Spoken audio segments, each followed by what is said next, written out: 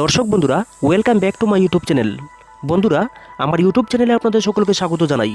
তো চলুন বিভিন্ন স্বনামধন্য পত্র পত্রিকায় প্রকাশিত কয়েকটি বিশেষ খবর দেখে নেওয়া যাক।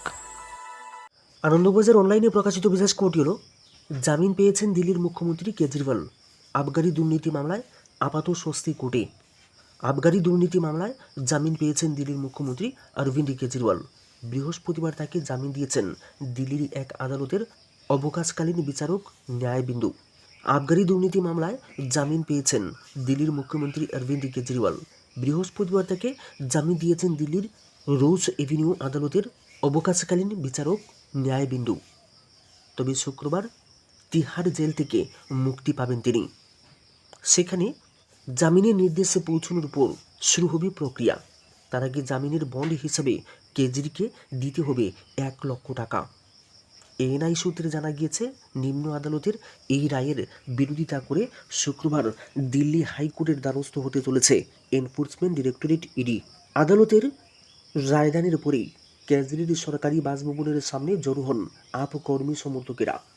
বাজি পোড়াতে শুরু করেন তারা। কেজরির আইনজীবী আদালতে দাবি করেছেন, আবগারি দুর্নীতি মামলায় আম আদমি পার্টি আপ প্রধানের বিরুদ্ধে কোনো প্রমাণ নেই ইডির হাতে। এই মামলায় যারা রাজসাক্ষী হয়েছেন তাদের বয়ানের উপরে ভিত্তি করে দাঁড়িয়ে রয়েছে মামলাটি। নিম্ন আদালতের এই রায়ের উপরে 48 ঘন্টার জন্য স্থগিতাদেশ চেয়েছিল ইডি, যদিও সেই আবেদন খারিজ করেছেন বিচারক। আপ বিধায়ক দিলীপ পান্ডে বলেছেন, এটা সত্যের জয় হয়েছে। প্রথম দিন থেকে আমরা বলছি গোটা মামলা ভুয়ো। আদালতের বয়ানের পরেই কেজরির সরকারি বাসভবনের সামনে জড়ো হন আপ কর্মী সমর্থকেরা। কেজরির আইনজীবী আদালতে দাবি করেছেন, আবগারি দুর্নীতি মামলায় আম আদমি পার্টি আপ প্রধানের বিরুদ্ধে কোনো প্রমাণ নেই ইডির হাতে। এই মামলায় যারা রাজসাক্ষী হয়েছেন তাদের বয়ানের উপরে ভিত্তি করে দাঁড়িয়ে রয়েছে মামলাটি, যদিও এই আবেদন খারিজ করে দিয়েছেন বিচারক। আপ বিধায়ক দিল্লির পান্ডে বলেছেন, এটা সত্যের জয় হয়েছে। প্রথম দিন থেকে আমরা বলছি গোটা মামলাটি ভুয়ো। বৃহস্পতিবার আদালতে কেজরির আইনজীবী সওয়াল করেছেন, যারা নিজেদের দোষ স্বীকার করেছেন তাদের বয়ানই নেওয়া হয়েছে। তারা কেউ সাধু নন, তারা শুধু দাগি নন। মনে হচ্ছে ধৃতদের অনেককে জামিন এবং ক্ষমতা প্রদানের প্রতিশ্রুতিও দেওয়া হয়েছে, আর কেউ কেউ রয়েছেন যাদের গ্রেফতারি করা হয়নি।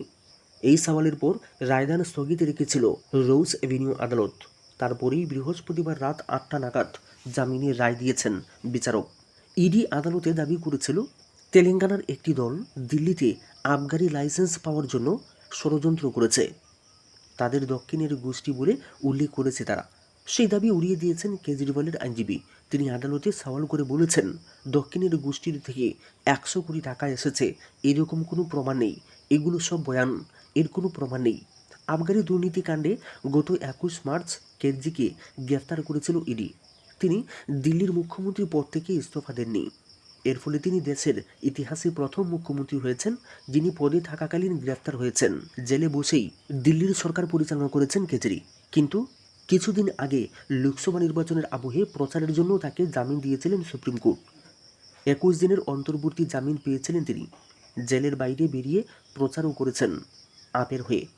তারপর 2 জুন আদালতের নির্দেশ মেনে আবার তিহার জেলে ফিরে গিয়েছেন। অসুস্থতার কারণ দেখিয়ে জামিনের মেয়াদ বৃদ্ধির আবেদন জানিয়েছিলেন দিল্লির মুখ্যমন্ত্রী, কিন্তু শীর্ষ আদালত তা খারিজ করে দিয়েছে।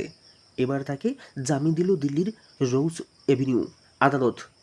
ইডির অভিযোগ, 2021-22 সালে দিল্লির আবগারি নীতির খসড়া তৈরির সময় টাকা তছরূপ হয়েছে। পরে উপরাজ্যপাল সেই নীতি বাতিল করে দিয়েছেন। ইডির অভিযোগ, মদ ব্যবসায়ীদের থেকে টাকা নিয়ে তাদের নতুন নীতিতে সুবিধা পাইয়ে দিতে চাইছিলেন কেজরিওয়াল। সেই টাকা গোয়ার বিধানসভা নির্বাচনে আপের প্রচারে খরচ করেছিলেন তিনি। নিউজ 18 বাংলায় প্রকাশিত বিশেষ খবরটি হল, লোকসভার প্রোটেম স্পিকার হয়েছেন বিজেপির বড়গ্রহরী মেহতার। নীতি ভাঙ্গার অভিযোগ কংগ্রেসের। প্রোটেম স্পিকার হিসেবে 18তম লোকসভার প্রথম অধিবেশন পরিচালনার দায়িত্ব সামলাবেন বড়গ্রহরী মেহতার। লোকসভার প্রোটেম স্পিকার হিসেবে বিজেপি সাংসদ বড়গ্রহরী মেহতাবকে নিয়োগ করেছেন রাষ্ট্রপতি দ্রৌপদী মুর্মু। এদিন সংসদ বিষয়ক মন্ত্রী কিরণ রিজিজু এক্স হ্যান্ডেলে পোস্ট করে এই খবর জানিয়েছেন। যদিও প্রোটেম স্পিকারের দায়িত্ব সাময়িক, সংসদে স্থায়ীভাবে স্পিকার পদে কেউ নির্বাচন না হওয়া পর্যন্ত তিনি লোকসভার অধ্যক্ষের দায়িত্ব সামলাবেন। এর পাশাপাশি সংসদের নতুন নির্বাচিত সদস্যদের শপথ বাক্য পাঠ করানোর ক্ষেত্রে প্রোটেম স্পিকারকে সহযোগিতার জন্য সুরেশ কুদিকুনিল, থালিক্কু ট্রাই, রাজু থেবুর, বালু, বাদামোহন সিং, ভগন সিং কুলাসে এবং সুদীপ বন্দ্যোপাধ্যায়কে নিয়োগ করেছেন রাষ্ট্রপতি। হিন্দুস্তান টাইমস বাংলায় প্রকাশিত বিশেষ খবরটি হলো, আমার সঙ্গে তাদের নেতাদের কথা হয়, বিজেপির অফিসে দাঁড়িয়েই অভিষেকের প্রশংসা সৌমিত্র খার। লোকসভা নির্বাচনে গতবারের 18 আসনকে এবারে ছাপিয়ে যাবে দল, এমনও কথাবার্তাই ঘোরাফেরা করছিল রাজ্য বিজেপি নেতাদের মুখে। এক্সিট পোলেও তাদের অনেক বেশি আসন দেওয়া হয়েছিল, এর কোনোটাই ভোটের ফলাফলে দেখা যায়নি। এই নিয়ে মুখ খুলেছেন বিষ্ণুপুরের বিজেপি সাংসদ সৌমিত্র খা। শুধু তাই নয়, অভিষেকের ভূয়সী প্রশংসা করেছেন বিষ্ণুপুরের সাংসদ তত্ত্ব মমিতা চক্রবর্তী। বুধবার সল্টলেকের বিজেপি দপ্তরে এসে সৌমিত্র বলেছেন, আমাদের সিদ্ধান্তে কিছু ভুল ছিল, কিছু চেয়ার সঠিক ছিল, কিছু চেয়ার ভুল সিদ্ধান্ত হয়েছে। ভোটের আগে আমার মত নেওয়া হয়নি। তত্ত্ব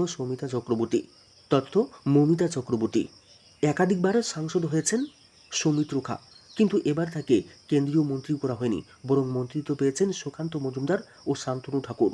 অনেকটা সেই দিকে ইঙ্গিত করে সৌমিত্র বলেছেন, কেন্দ্রীয় নেতৃত্বের সঙ্গে কথা হয়েছে, যোগাযোগ রাখছি। পদ কিভাবে ছিনিয়ে নিতে হয় আমি জানি, সহজে কিছু পাওয়া যায় না, ছিনিয়ে নিতে হয়, চেয়ার কখনো স্থায়ী হয় না। তত্ত্ব মমিতা চক্রবর্তী।